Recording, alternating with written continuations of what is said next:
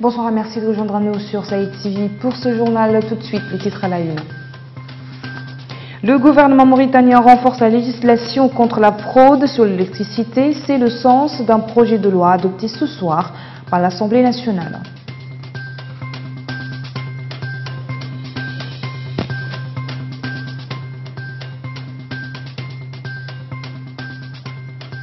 La présidentielle de 2019 est désormais dans tous les esprits. L'opposition se met d'ores et déjà en ordre de bataille.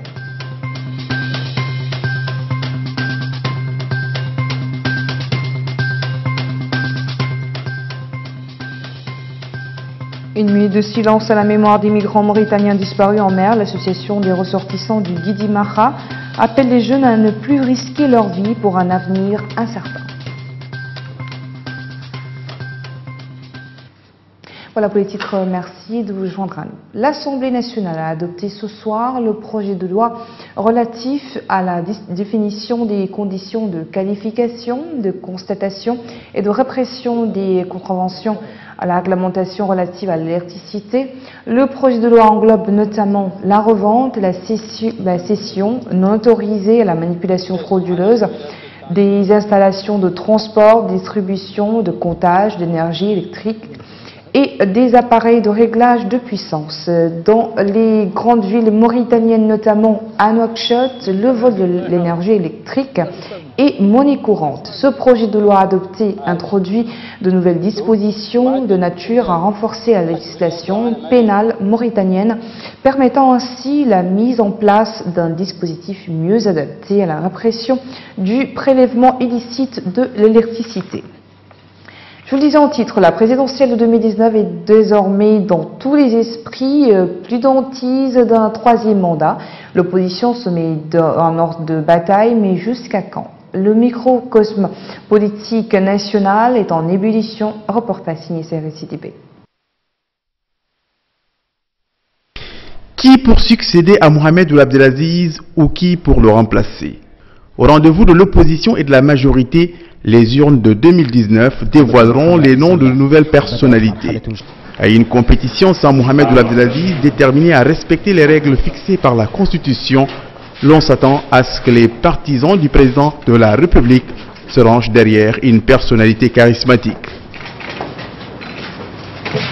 Celle qui sera capable de garantir la continuité d'un système qui s'est attelé au cours des 10 dernières années à faire de la Mauritanie un pôle indispensable dans la lutte contre le terrorisme, l'insécurité et le trafic transfrontalier. Le nom du général Mohamed Ould Ghazouani, qui était sur les lèvres, refait surface depuis quelque temps.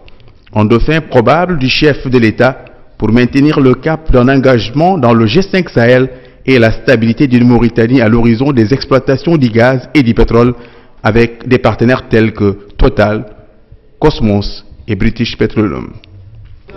Du côté de l'opposition qui veut se lancer dans la bataille de 2019, le défi du consensus reste à relever. Entre déclaration de bonnes intentions et réalisme, des courants difficiles à concilier. Le choix sera difficile, voire impossible. Au sein de l'alliance électorale, FNDI, RFD et autres, les violons risquent d'être discordants. Le parti Sawab a signé un document avec le groupe pour la recherche d'un candidat consensuel, alors que Biramda Abeid, son député, a déjà clamé haut et fort son intention de briguer la magistrature suprême. Le parti islamiste Tawassoul, qui avait dit ne pas présenter de candidat pour la présidentielle, est perçu par certains analystes comme un allié potentiel de Ould Ghazouani. Pour le RFD, face à l'impossibilité de présenter son président frappé par la limite d'âge, serait-il évident d'accepter une personnalité qui ne soit pas issue de ses rangs? La question reste posée. Du côté de l'UFP, la personnalité de Mohamed Ould Mouloud serait-elle convaincante pour rassembler une opposition qui, au sortir d'un certain 2009, avec les fameux accords de Dakar, se fait battre dès le premier tour par Mohamed Ould Abdelaziz? Si elle veut conquérir les urnes, l'opposition a sûrement intérêt à tirer les leçons d'un passé récent qu'il a vu boycotter la présidentielle de 2014, faute de stratégie et de vision. Les enjeux sont de taille dans une Mauritanie dont l'avenir est lié désormais à la prise en compte des questions de justice, de paix et de cohésion nationale d'une part, et aux ambitions économiques rendues possibles par les nouvelles ressources à exploiter à l'horizon 2021. Une minute de silence a été observée par l'association sportive et culturelle des ressortissants du Guidi-Maha en hommage aux migrants mauritaniens disparus il y a une semaine alors qu'ils tentaient de rejoindre les côtes espagnoles via le Maroc. C'était aujourd'hui lors du coup d'envoi du championnat sportif organisé par l'association. Les deux équipes se sont alignées chacune de son côté pour respecter ce moment de recueillement. Par la même occasion, l'association a lancé la campagne des jeunes pour la lutte contre l'immigration clandestine, phénomène largement répandu chez les ressortissants de cette wilaya du sud du pays. Dr Idrissa Koulibaly, président du conseil régional du Guidi-Maha, au micro de Sahel TV. On demande à nos jeunes de bien vouloir rester au pays et ils peuvent vivre correctement en Mauritanie et si ils acceptent de s'orienter pour le développement de leur région en acceptant de pratiquer les métiers, en acceptant des formations professionnelles, en acceptant l'éducation et en acceptant de pratiquer l'agriculture. Je pense que tout cela, ça nous permettra de développer notre pays et de développer notre région et ça nous évitera ces aventures qui sont très périlleuses et qui déciment notre jeunesse. La confrérie générale des mourides de soufisme a organisé hier à Nouakchott une conférence scientifique sur les tenants et le rôle du soufisme dans la diffusion du savoir et de la consolidation des liens spirituels et la paix sociale avec comme modèle Cheikh Ahmed Bamba.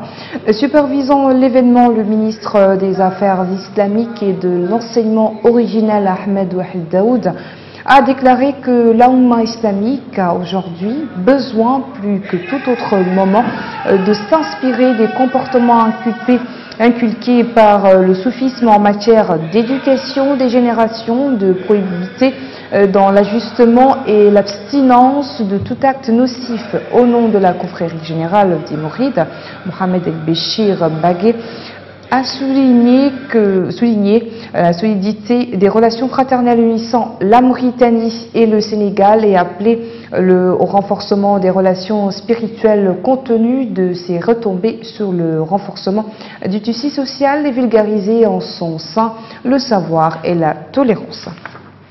Les gouvernements de plusieurs pays méditerranéens se sont engagés hier à coopérer dans la lutte commune contre le trafic d'êtres humains. Cet engagement a été pris lors de la 15e réunion des ministres des Affaires étrangères du dialogue 5+5 de la Méditerranée occidentale qui a eu lieu à Malte les 17 et 18 janvier.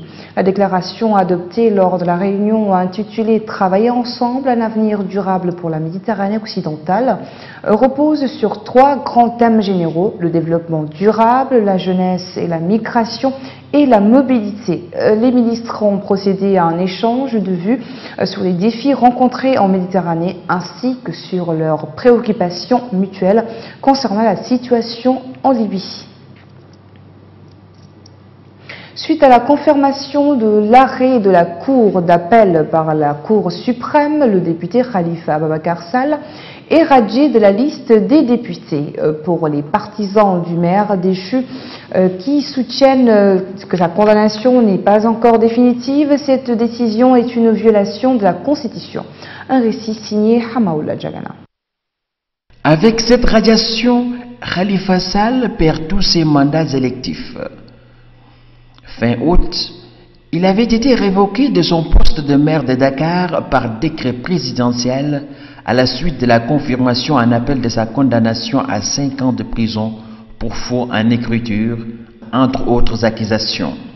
Selon les autorités, la radiation de Khalifa Sall n'est que l'application stricte des articles 51 du règlement intérieur de l'Assemblée nationale et 61 de la Constitution. Ces 2 articles disposent que le député qui fait l'objet d'une condamnation pénale définitive est radié de la liste des députés de l'Assemblée nationale sur demande du ministre de la Justice. Pour la radiation de Khalifa Sall, nous pensons que c'est une suite logique des événements. Il a été condamné, il a perdu son titre de député. Aujourd'hui, c'est normal qu'il soit radié de l'Assemblée nationale. Maintenant que vous me parlez du ministère de la Justice, du ministre de la Justice qui aurait dit ceci ou cela, ce que nous constatons et ce que nous savons, c'est que c'est la suite logique des événements. Dès que Khalifa Sall a été condamné, on savait qu'il allait perdre son titre de député. L'information a été confirmée par le ministre sénégalais de la Justice, Ismaïla Madior Fall, qui a expliqué sur une radio locale avoir saisi l'Assemblée nationale pour faire appliquer la loi. Mais, selon ses partisans, la radiation de l'ancien maire de Dakar est une violation de la Constitution, car, pour eux, sa condamnation n'est pas encore définitive. Procéder aux vérifications qu'il juge utiles pour donner sa décision. Parmi ces vérifications, il y a toutes les conditions de recevabilité de la candidature. Il renvoie à l'article L31 et à l'article L52. C'est-à-dire, est-ce que la personne qui a déposé un dossier de candidature remplissait les conditions de fond pour être déclaré candidat à l'élection présidentielle? C'est ce que le Conseil constitutionnel a fait. Et donc, en le faisant, le Conseil constitutionnel s'est référé à l'arrêt de la Cour d'appel. Maître Ousmane Seye l'a expliqué tout à l'heure de manière très claire. On n'exécute pas l'arrêt de la Cour suprême. On exécute l'arrêt de la Cour d'appel. C'est cet arrêt qui est exécutoire. Les avocats de Khalifa Sall ont toujours la possibilité d'introduire un rabat d'arrêt qui peut annuler la décision de la Cour suprême, laquelle a confirmé le 3 janvier dernier sa condamnation à 5 ans de prison. C'est d'ailleurs sur cette condamnation que s'est appuyé le Conseil constitutionnel pour rejeter la candidature de Khalifa Sall à la présidentielle du 24 février prochain. Ces avocats ont introduit un recours et le Conseil constitutionnel se prononcera au plus tard dimanche 20 janvier, date à laquelle elle va publier la liste définitive des candidats. L'état-major des armées françaises a annoncé la mort d'une quinzaine d'hommes armés des groupes actifs au Mali lors d'une frappe aérienne la semaine dernière effectuée par un bombardier appuyé par un avion atlantique et un drone. Cette frappe avait visé un groupe qui avait été localisé dans la région de Djoulabi, au nord de la ville de Mopti. L'armée française avait annoncé une série d'opérations au début du mois de janvier avec l'armée malienne dans la forêt de Sirma, dans le centre-est du pays. Le Premier ministre du Burkina Faso, Paul Kabacheba, a présenté hier sa démission ainsi que celle de son gouvernement. Le président du Faso a accepté cette démission. Aucune explication n'a été donnée. Selon les observateurs, le gouvernement démissionnaire était confronté à des menaces terroristes et à une fronde sociale croissante. Voilà qui met fin à ce journal. Merci à vous de nous avoir suivis. Le rappel des titres à la une. Le gouvernement mauritanien renforce la législation contre la fraude sur l'électricité. C'est le sens d'un projet de loi adopté ce soir par l'Assemblée nationale.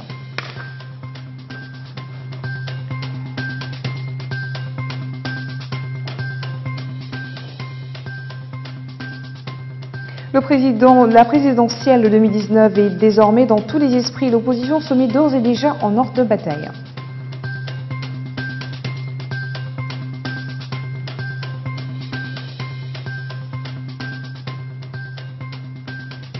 Une minute de silence à la mémoire de migrants mauritaniens disparus en mer. L'association des ressortissants de Guidimaha appelle les jeunes à ne plus risquer leur vie pour un avenir incertain.